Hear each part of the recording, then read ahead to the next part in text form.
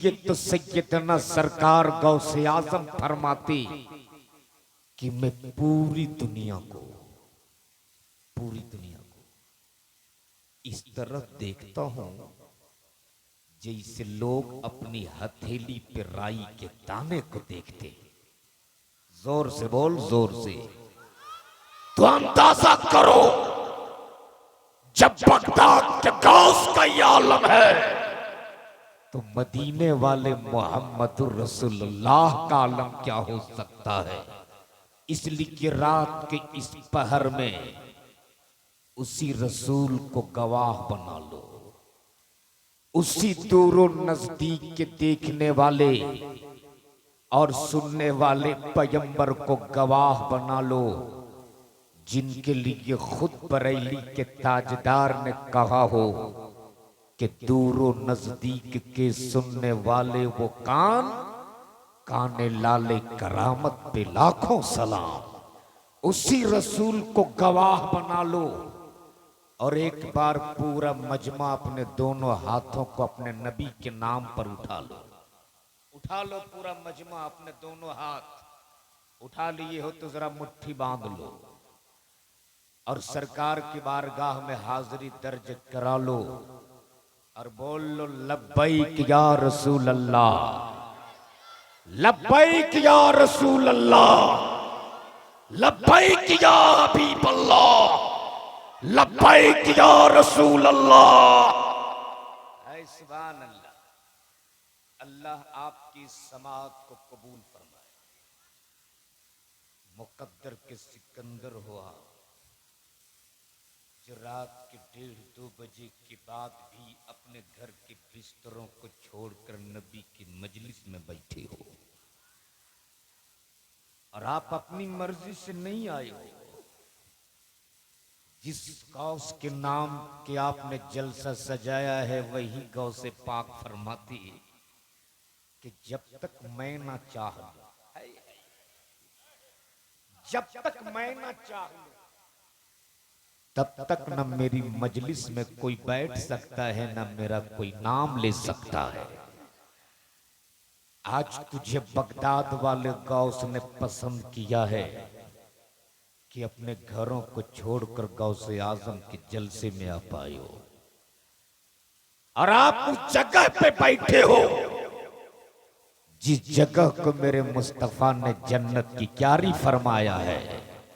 अगर चंद लम्हे तेरा बैठना कबूल हो गया, अगर चंद मिनट तेरा बैठना कबूल हो गया तो हो सकता है यही रात हमारे लिए निजात वाली रात बन जाए, हो सकता है यही रात हमारे लिए बख्शिश वाली रात बन जाए। और अगर नबी ये कौनैन ने तेरा बैठना कबूल कर लिया तो आज आप इस कपड़े के शामियाने के नीचे बैठे हो। अगर मदीने वाले ताजदार ने तेरा बैठना कबूल कर लिया तो कल महशर की भीड़ में जब लोग नफ्सी नफ्सी की आलम में होंगे, कोई किसी का पुरसाने हाल ना होगा। जब बाप बेटे से भागेगा, बेटा बाप से भागेगा, माँ बेटी से भागेगी, रिश्तेदार रिश्तेदार से भागेंगे। जब कोई तेरा पूछने वाला ना होगा, जब कोई तेरी मदद करने वाला ना होगा, जब कोई तेरी हिमायत करने वाला ना होगा, तब वही मदीने वाले मुस्तफा तेरे सर पे अपनी चादर ततहीर डाल देंगे। और जिसके सर पे नबी अपनी चादर डाल दे, अपने वक्त का गुनहगार क्यों ना हो, बदकार क्यों ना हो, सियाकार क्यों ना हो, इसी अशियार क्यों ना हो, जिसके सर पे नबी अपनी चादर डाल दे उससे कोई नहीं निकाल सकता। तभी तो उस्ताद ज़मान बोल पड़े कि ढूंढा ही करे सदर कयामत के सिपाही या रसूल अल्लाह, वो किसको मिले जो तेरे दामन में छुपा हो। नारे तकबीर, नारे रसालत। ताजदारे औलिया कॉन्फ्रेंस हजरत अल्लामा शहादत हुसैन बरकाती। कसम अगर चंद लम्हे तेरा बैठना वाह कबूल हो वाह गया माशाल्लाह।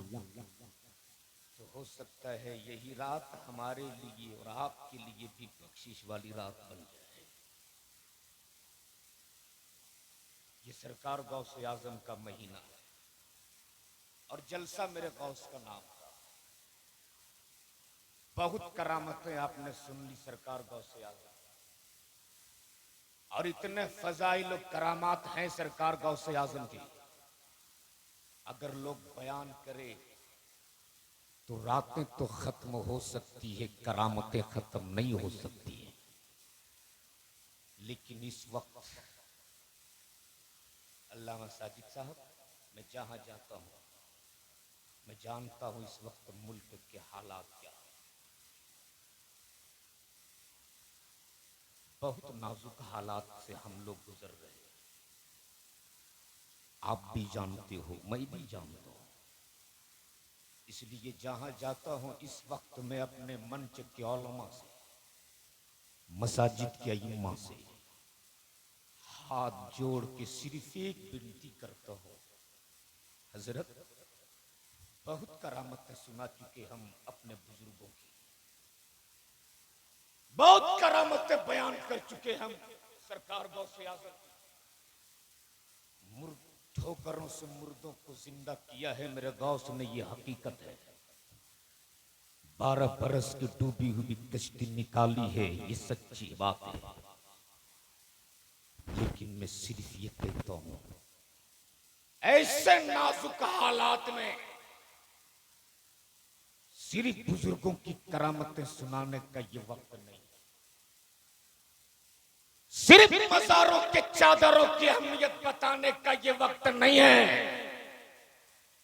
बल्कि अपने आने वाली नस्लों के वजूद बचाने का ये वक्त है। नईम साहब, आप लोग बहुत देर से बैठे हैं। जी मैं जानता हूं, रात के 1-1:30 बजे के बाद किसी को भी कुछ भी लग सकता है। बहुत देर से आप बैठे हैं, एक बार जरा झूम के बोल दो या रसूल अल्लाह, और मोहब्बत से बोल दो या रसूल अल्लाह। मैं चाहता हूं कि कुछ पैगाम मिले आपको। आज लोग कहते कि बरेलवियों के जलसों से सिर्फ करामतें सुनने को मिलती है, सुन्नियों के जलसों से सिर्फ किस्से और कहानियां सुनने को मिलती है। आज कुछ काम की बातें मैं आपसे करूंगा, कुछ काम की बातें जो इस वक्त हमें भी आपको भी जरूरत है, आपको भी जरूरत है। और ये सब बातें हर जगह नहीं की जाती है। मजमा कम है लेकिन समात आपकी बहुत अच्छी है, और जहां समात अच्छी होती है बातें भी वहां पे अच्छी की जाती है। इस वक्त मैं जानता हूं मज़ारों पे कीमती चादरें चढ़ाना अकीदत है, मगर उसी पैसे को बचाकर अपनी औलादों को पढ़ाना वक्त की जरूरत है। मैं हाथ जोड़ के अपने कौम से लोगों से कहता हूं, चादर गागर और लंगर के नाम पर लाखों खर्च करने वालों अब होश में आओ, होश में आओ। मत चढ़ा गरीब नवाज की तुरबत पे 10,000 की चादर। मेरे ख्वाजा तेरी चादर के मोहताज नहीं है, नहीं है मेरे ख्वाजा तेरी चादर के मोहताज। हो सके तो मोहब्बत से 10 रुपया का फूल पेश कर दो, और उसी पैसे को बचाकर अपनी आने वाली नस्लों के लिए, अपने आने वाली औलादों के लिए एक ऐसा प्लेटफॉर्म तैयार कर दो, एक ऐसी दरसगाह बना दो जहां हम अपने बच्चों को बैठा कर दीन की भी तालीम दे सके, दुनिया की भी तालीम दे सके। लेकिन मौलाना नईम साहब मातम करने को जी चाहता है। हो सकता है छोटा मुंह बड़ी बात हो जाए, लेकिन सच्ची बात कहने से मैं कहीं डरता भी नहीं, और मुझे कतई इस बात का कभी भी डर नहीं कि लोग हमें जलसों में बुलाए ना बुलाए। मैं जानता हूं मेरा रिस्क का मालिक मेरा रब है, और इतना बड़ा रज़्ज़ाक़ है मेरा रब। हम जब पत्थरों के अंदर रहने वाले कीड़े मकोड़ों को रिस्क दे सकता है, तो मेरा रब मुझको भी भूखा पेट सोने नहीं दे सकता है।